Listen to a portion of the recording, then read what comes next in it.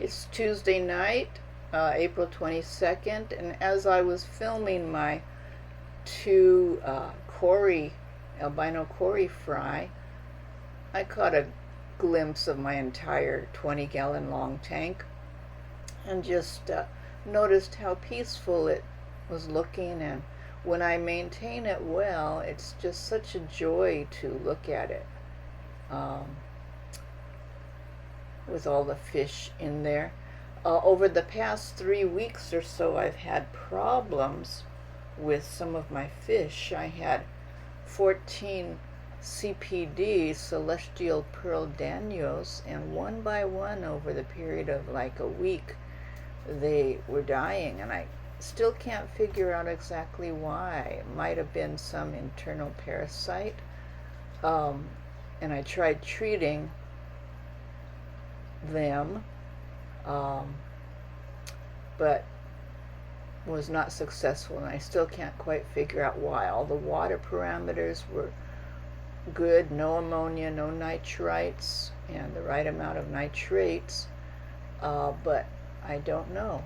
And two of my cardinal tetras also died, kind of the same thing, probably.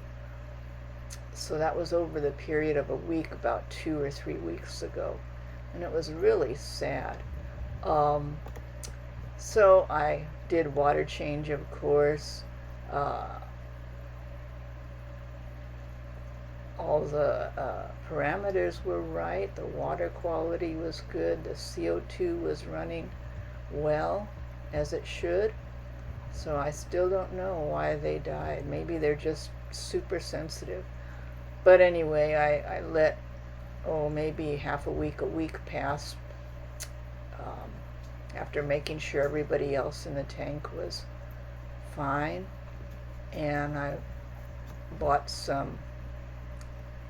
10 Harlequin rasboras, which I've always liked. See, they're those ones that have that kind of black triangular marking.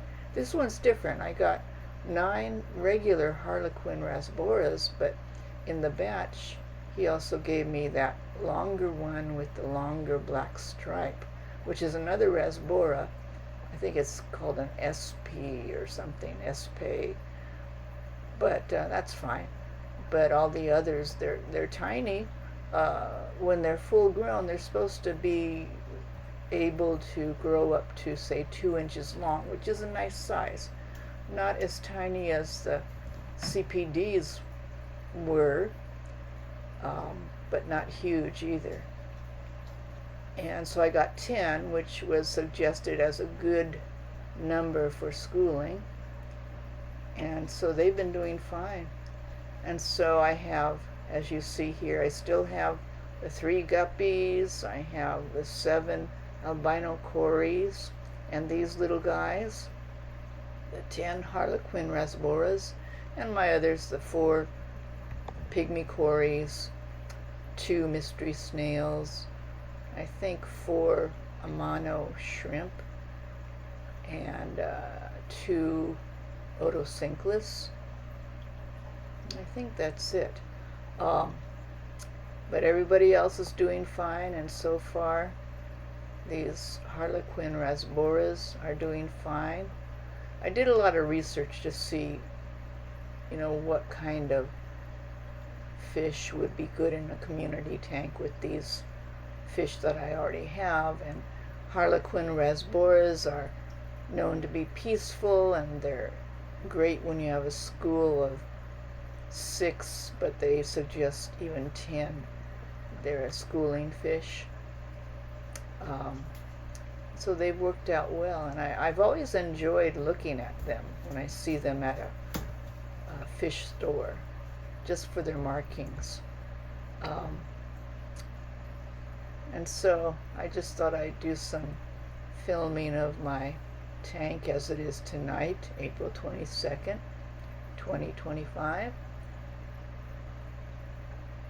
And there you see some of the albino Corys. I've been fighting algae on my driftwood and on my Anubias, and so I'm still trying to figure out.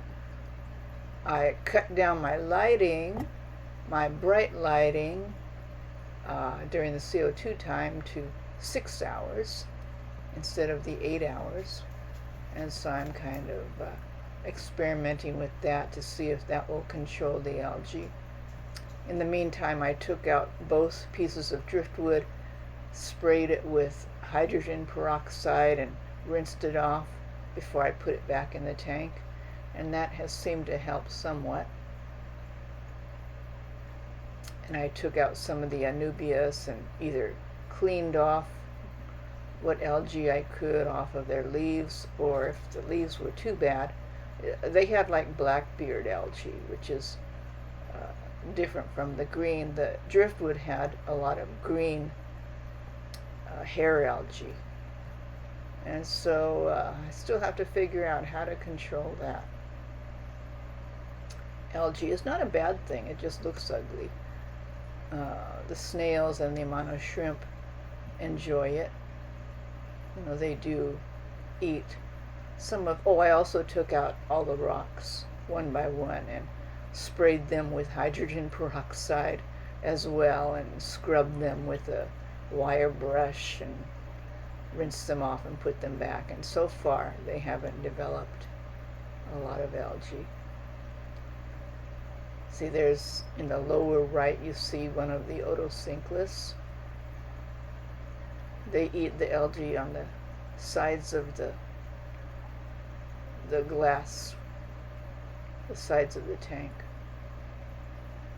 There you see that too with the bubbles. That's the water going from the tank into the breeder box, constantly circulating the water into that breeder box and back out. So I had to move things around. I put my larger breeder box in there just, I think it was yesterday, for the 2 albino coryphyrae, so I had to move the pH probe, that green rod, to the back corner. There's one of the mystery snails. I got a white and a blue. And so the hair algae on the driftwood is not as bad. I have to keep a watch on it and wipe it off, rub it off, scrape it off wherever I can to keep it at bay. I also bought some hornwort, which you see in the back left corner. It's good as a floating plant, but also it's a stem plant, so I'm hoping I can do well with those. And I moved a couple of those red plants, which were developing a lot of algae, into the front. So it looks like kind of a messy design here, but I like it, and the fish seem to like it.